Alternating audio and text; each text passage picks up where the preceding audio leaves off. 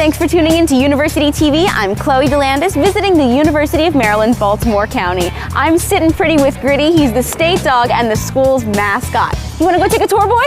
Come on, let's go.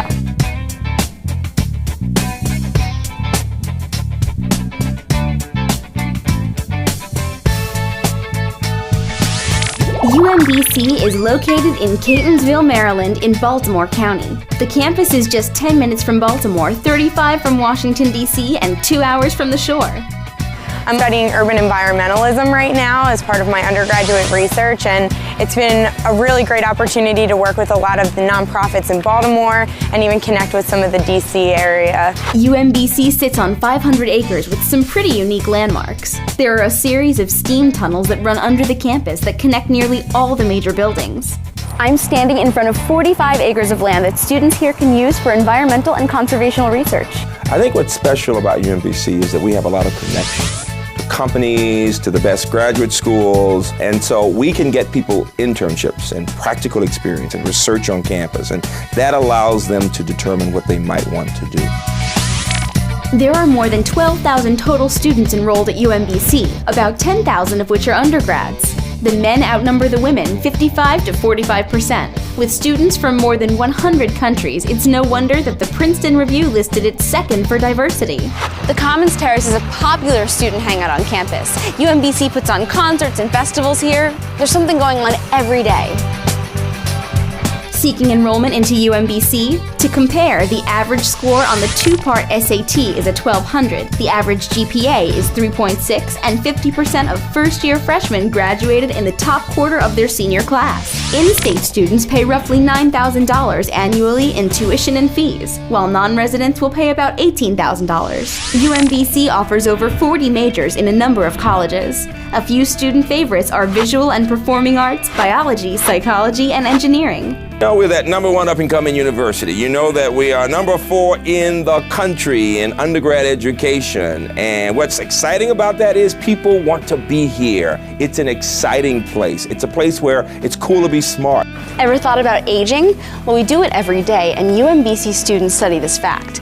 The Erickson School of Aging Study was the first program of its kind. Am I getting a wrinkle? Starting my freshman year, I began working in the Howard Hughes Medical Institute in an NMR spectroscopy lab, structuring RNA molecules that are critical to the life cycle of retroviruses. This past summer I spent at MIT looking at age resetting mechanisms in yeast cells, and I'm presently working on understanding the specific ion channel that's responsible for circadian rhythm in the brain. This public university is known for its research, and that telescope is actually a cooperative venture between UMBC and NASA. UMBC is ranked 3rd nationally for NASA funding in universities. UMBC has almost 500 full-time faculty members, while a majority of them have earned their PhD or terminal degree. The biggest contributions I think that I've made to teaching here actually is related to the research. My laboratory usually includes about 15 to as many as 30 undergraduates that are involved in research activities. They actually publish papers, they go to science conferences. I've taken students to meetings in Prague, Amsterdam, across the U.S. at different places, San Diego too. There are great meetings that are held at ski resorts in the winter, where these meetings are attended by Nobel laureates and members of the National Academy of Science. If you like professors who care about their students, if you like diversity, if you like classrooms where people participate, then come to UMBC. It's just another testimony to the great professors here. I was walking down Fine Arts hallway in my freshman year of college, and I was singing with one of my friends who's part of the music department here. And the head of the vocal faculty walked out of his office. He says, "Would you like to be a vocal performance major?" And I said, "I'd love to be, but I'm already an acting major." And he goes, "I don't care, you should come and study voice with me." So I came and studied voice an hour or even sometimes 2 hours a week for free for my first 3 years of college. The UMBC Retrievers are competitive in the America East Conference at the NCAA Division I level, fielding 19 varsity sports.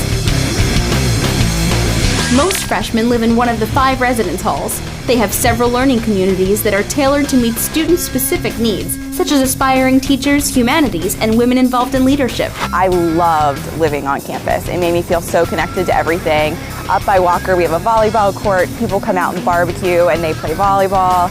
And it's like, anyone can come. Anyone can come and play. You get to know so many people through doing stuff like that. UMBC has over 200 clubs and organizations to diversify the campus community. Their chess team is nationally recognized. They're kind of a big deal.